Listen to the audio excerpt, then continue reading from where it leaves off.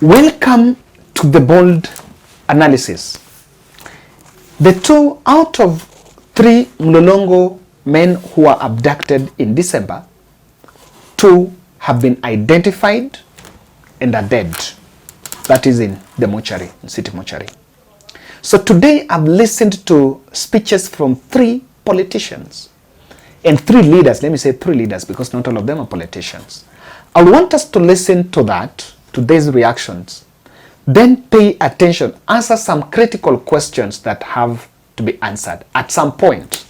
This question of abduction, you can get away with it that you keep silent about it, but in 2027, this abduction is one of the questionnaire, is one of the questions in the 2027 questionnaire. When the country will be preparing a questionnaire for the Kenya Kwanza, abduction is one of the questions in it, and you cannot run away from it. I want us to listen to Moses Wetangula. Office of DCI, the Office of DPP, and internal security organs to investigate thoroughly and come to the root cause of who is kidnapping people and later they are found dead. The police say they are not the ones doing it. We want them to investigate and tell Kenyans who are these criminal elements in our midst who are unlawfully arresting people, causing their disappearance, and eventually they are found dead.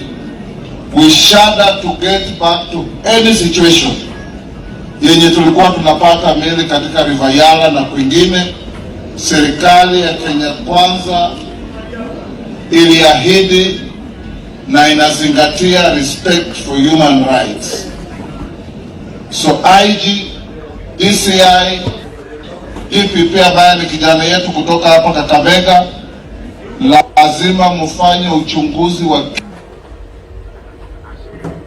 kina na kwa haraka iwezekanavyo ili tukomeshe hii mambo ambayo inaleta jina mbaya kwa nchi yetu. From this, Moses Wetangula is directing a question to the police bosses, that the police bosses cannot say they don't know. They are the ones that should bear the responsibility. Now let me tell you, as we talk now,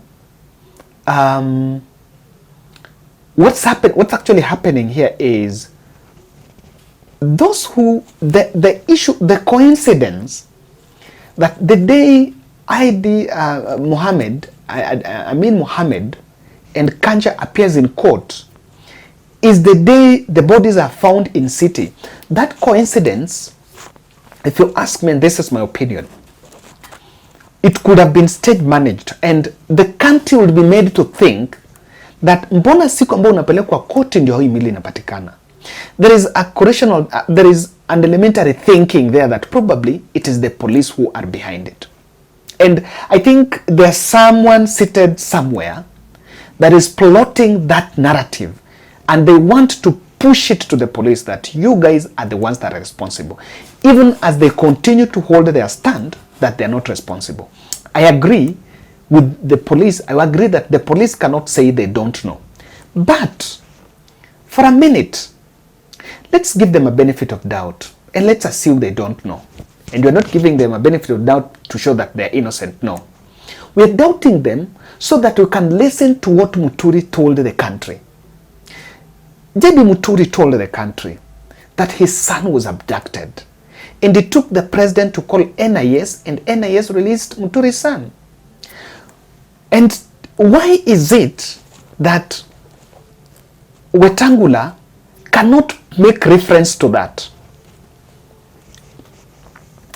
Wetangula is making reference to the police bosses. They are supposed to answer, they can't say they don't know. It's true, they can't say they don't know. But also, Muturi told the country that his son was released by NIS. Why isn't it also fine for those who want to also react about it to pursue that question and start asking, okay, kama NLS walitoa wa Muturi, hawa kama walikuwa abducted, bado ni the same angle. And that is why Muturi also issued a statement and said that let the buck stops with the president. He was able to reach the president and he immediately ordered Nurdin Haji to release him. And Nurdin, he went ahead and released him. How about these parents and relatives who cannot reach the president? It is something that is so serious that we must shelve all other things that we are doing, because I do recall that during the campaigns we went around the country saying that abductions, extrajudicial killings would never happen at our watch. But now it is happening. It has been happening and we are trying to normalize it. As we are here mourning and grieving about these 4 who have gone missing, we are also aware that 2 young men were killed in Nakuru in circumstances that are very clear that those involved are security personnel. I want to say we cannot be told that the police do not know. Our police is known to be one of the most efficient in this region. And therefore, if they wanted to crack this matter and bring the culprits to book, it will be a matter of just a few days or hours. So I'm calling upon everybody in government, and more so particularly because ultimately responsibility must belong to somebody. We say the buck must stop somewhere. In this case, the president is the president of the Republic of Kenya, head of government, and commander-in-chief of all defense forces.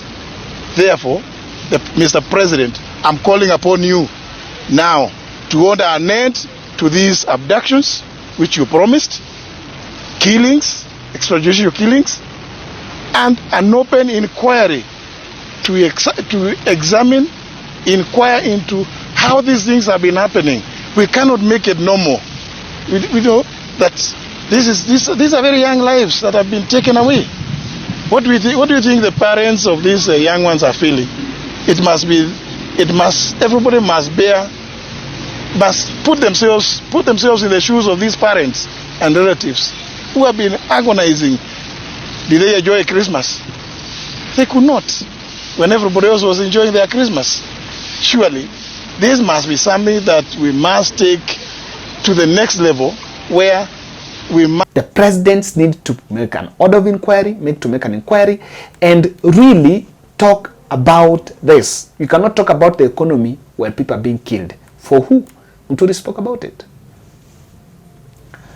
When you listen to Muturi's statement, it is a continuation of the January 12th presser.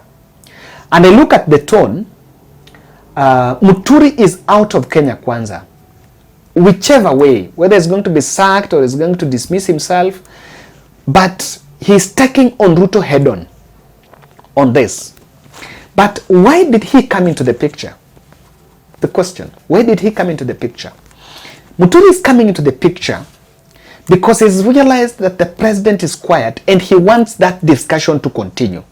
What the president would want is the comfort, the one-sided story by the police of we don't know. They would want the country to buy that story by police saying we don't know. Now, why Muturi is coming into the picture is to face the president. And he wants that discussion to continue. And in fact, it is fine. It is the right thing. That discussion about abduction need not to die. And it cannot be left to the ruling class. That discussion has to be done the right way, and it has to continue. So I agree with what Muturi is saying. And he joined the family. He went there to view the body. And I can tell you, with this position, it's true. I can say without iota of doubt that Muturi is working with Rigathi Gachagua, and there is nothing absolutely wrong with that. There is nothing wrong with that. But I think he's working with Rigathi Gachagua. The other third voice is of Martha Koome. This is the judiciary. They're also showing frustration. If these young men have made a mistake, Why can't you take them to court? And let me say, even if, let's assume it's not police, and it's a very lame assumption anyway. Let's assume it's not police. Let's assume ni Mkenya tu mwingine. Si ushuke tu peleke kotini. That should be it. I have noted the number of cases. Indeed, this station should have 2 or 3 judges of the High Court because of the number of even the cases that come on appeal from the Magistrates Court from the entire region. Thank you, Justice Moshemi, for being so understanding, so hardworking, and very humble. Because some people would be screaming every day, but you don't do that. You stoically and patiently deal with these cases. We will continue to urge for more money from the government because the problem we have is allocation of resources. You know the judiciary gets only 21 billion to run the entire judiciary in all, we have 140 courts all over the country. So that budget is not enough for us to employ enough magistrates, employ enough judges, maintain the court infrastructure, and render service. So when you meet the people who make decisions on how to allocate money, please tell them to double the allocation to the judiciary. Then we can be able to have 3 judges in Thika. We can be able to have more magistrates to deal with your cases. The problem is resources to be able to meet the expectations of our people. I, as a mother, and now as a grandmother, I put myself in the shoes of that parent whose child was abducted, and for days on, months on, they do not know where their child is. What I have to say as the Chief Justice is that Kenya is a country of the rule of law. We have the Constitution, we have other statutes, the Penal Code, the Criminal Procedure Code, which define every crime. So these people being abducted, if they are suspected of even committing the worst crime, murder or terrorism, though they should be brought to court and charged. They should not be held incommunicado, because this brings anxiety to the family. It brings so much trauma even to those who are abducted.